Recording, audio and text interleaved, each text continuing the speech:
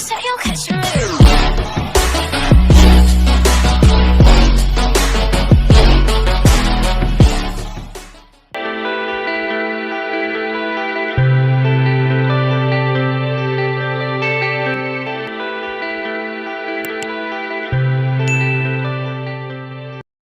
नमस्कार।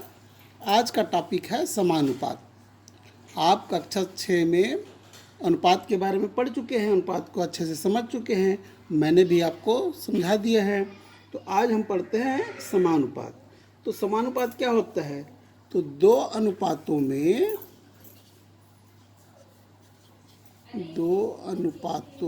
में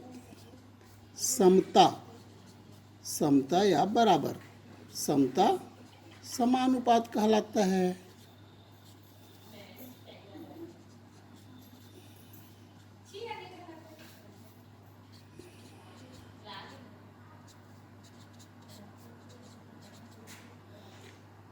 अब इसको ऐसा भी कह सकते हैं कि यदि A अनुपात B और C अनुपात D यह बराबर है, यदि यह दोनों क्या है, बराबर है, तब क्या होगा?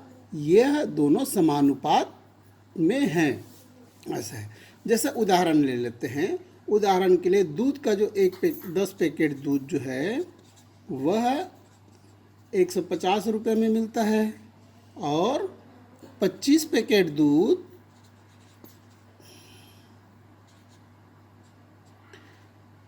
375 रुपये में मिलता है। तब क्या होगा? तो पैकेट का अनुपात निकाल सकते हैं हम। तो पैकेटों का अनुपात क्या होगा? पैकेटों का अनुपात होगा 10:25 बराबर यह हो जाएगा 5 दूनी 10 और 5 पंचे 25, तो 2:5। वैसे ही कीमत का अनुपात क्या होगा? दूध का जो कीमत है, तो कीमत का अनुपात हो जाएगा बराबर 25, 150 दिया है तो 150 रुपये, 10 पैकेट कीमत 150 रुपये और अनुपात हो जाएगा 375। तब यह हो जाएगा 150/375 लिख सकते हैं बराबर। जब इसको काटेंगे तो क्या हो जाएगा? 5 तिया 15, 5 शून्यम, 5 सत्ते 35, 5 पंचे 25, 15 दूनी 30, 15 पंचे 75 बराबर यह हो गया 2:5। इस प्रकार से दोनों जो है पैकेट का अनुपात और इसके कीमत का अनुपात 2:5 आया। इस प्रकार दोनों क्या है? बराबर है। तब इसे हम ऐसे लिखते हैं 10:25 और ये हो गया, ये अनुपात का चिन्ह है 2 बिंदु, और अब 4 बिंदु लगा देंगे तो यह है समानुपात का चिन्ह है। तब ये हो जाएगा 150:375। इस प्रकार लिखा जाता है। और इसको पढ़ते कैसे हैं? 10:25 समानुपात 150:375। अब इस प्रकार से हम देखते हैं कि अगर इसे हम ऐसा भी लिख सकते हैं A/B समानुपात C/D, जहाँ पर 10 के स्थान पर A, 25 के स्थान पर B, मतलब कोई भी हम चर राशि लेकर इसको व्यापक रूप में हम लिख सकते हैं। तो A/B समानुपात C/D, जहाँ पर A ये प्रथम पद है, B को द्वितीय पद कहा जाता है, C तृतीय पद और D चतुर्थ पद कहा जाता है। इसके अलावा B और C को मध्य पद कहा जाता है तथा A और D को बाह्य पद कहा जाता है।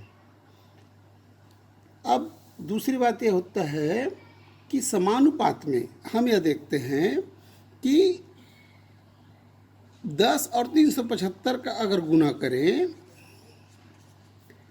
तो इसके बराबर 25 गुना 150 आता है क्या? तो गुना करके देखते हैं। तो 10 गुना 375 करने पर 3750 आएगा। उसी प्रकार इन दोनों गुना करेंगे तो शून्य हो जाएगा। 15 पंचे 75 का 5 बच गया 7, 15 दूनी 30, 30 7 37। इस प्रकार ये दोनों बराबर हुआ। अतः बाह्य पदों का गुणनफल बराबर मध्य पदों का गुणनफल होता है। अर्थात इससे हम यह निष्कर्ष निकालते हैं कि A गुना D बराबर B गुना C होता है। इस प्रकार से यह होता है। और अब इसको लिखने के जो तरीके हैं वह देखिए, A अनुपात B समानुपात C अनुपात D को हम और कैसे लिख सकते हैं, और इसको हम अलग अलग तरीकों से लिख सकते हैं। जैसे पहला तो यही हो गया, A अनुपात B समानुपात C अनुपात D, ऐसा लिख सकते हैं। दूसरा, यदि हम B को पहले प्रथम पद में लिख दें और A को बाद में द्वितीय पद में लिख दें तो इधर भी वैसे हो जाएगा, D अनुपात C हो जाएगा, D प्रथम पद में आएगा और C द्वितीय पद में हो जाएगा। अगर हम, ये दूसरा तरीका है।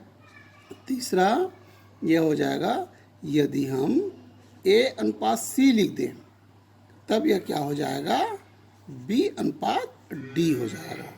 उसी प्रकार ये चौथा, यदि C अनुपात A लिखें तब यह हो जाएगा D अनुपात B। इस प्रकार से इस समानुपात को हम 4 तरीकों से लिख सकते हैं।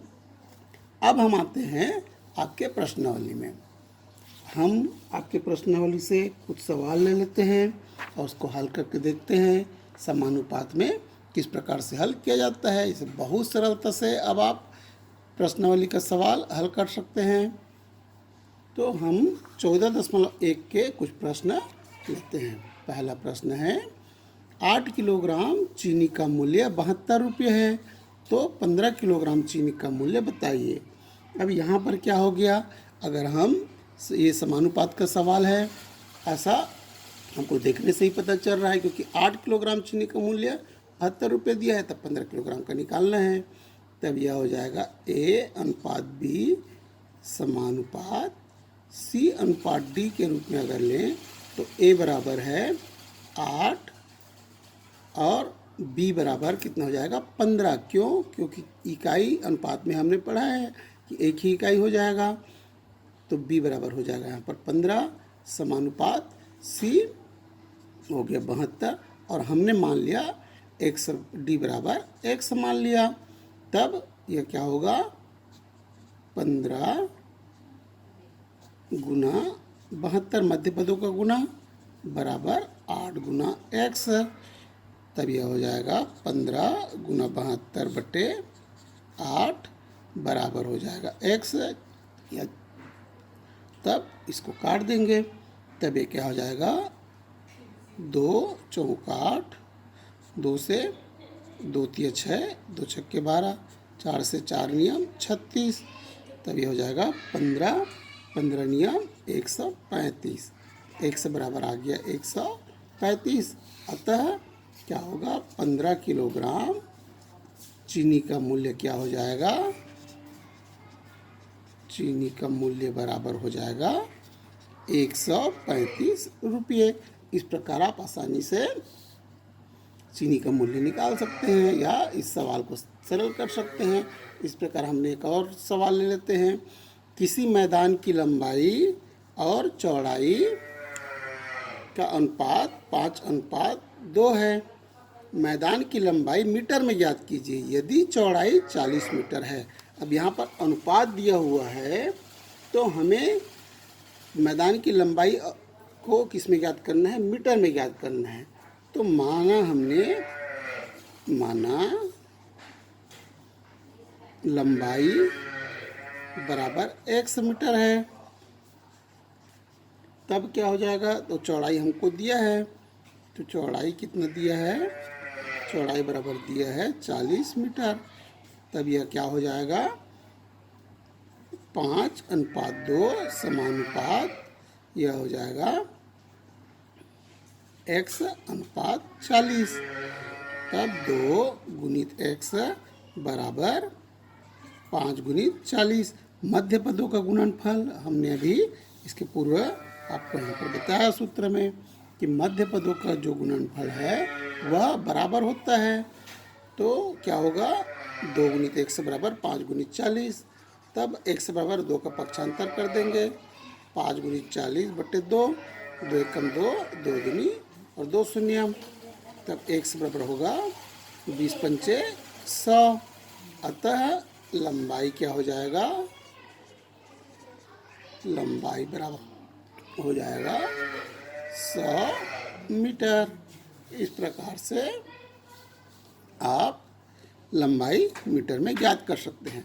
इस प्रकार से समानुपात के प्रश्न अब आप आसानी से 14.1 के अन्य प्रश्नों को आसानी से हल कर सकते हैं। आपको यह अच्छे से समझ में आ गया होगा। धन्यवाद।